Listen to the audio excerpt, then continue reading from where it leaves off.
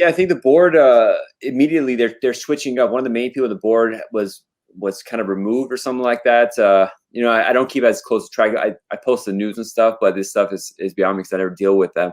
But it looks like they're going to make some BIA changes. I mean, they're thinking about court packing on the Supreme Court. So we'll see what happens with the BIA and all that kind of stuff.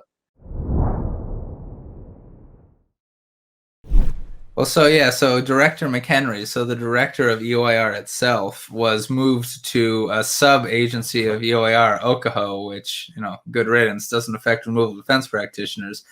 But so I don't think there's been a change at the board per se, but, another thing the Trump administration did was, through regulation, allowed the EOIR director to issue precedential decisions. Mm-hmm. So essentially, he's like a above the board, below the attorney general. I don't even know what it is, but it's a powerful role.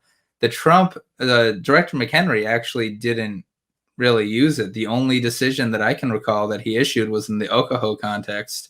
So, who cares about that if you're in removal defense? Yeah. But that is, I am not here for executive overreach. I'm really not. But if the Biden administration wants to combat the executive overreach that the Trump administration did in the immigration context, maybe use your new EOIR director.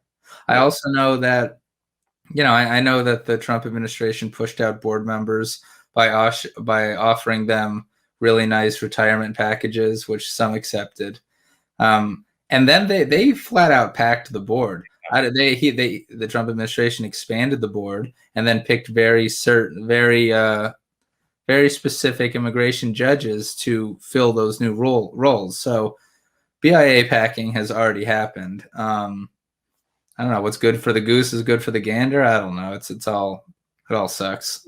Yeah, we have a comment from our Facebook user. How long might it take to turn back the change at BIA, if at all? Yeah, we'll see. I mean, Trump was able to. I mean, it's easier to go down the Trump route to take it down as opposed to bring it back up. So it's much easier to destroy than to fix. Well, I think it's much easier to expand than to contract. As I understand it, all the individuals on the board right now.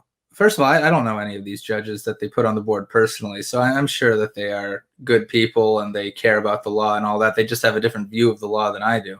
But, they are, at the end of the day, they're bureaucrats, and it's not easy to get any bureaucrat out of their job, nor should it be.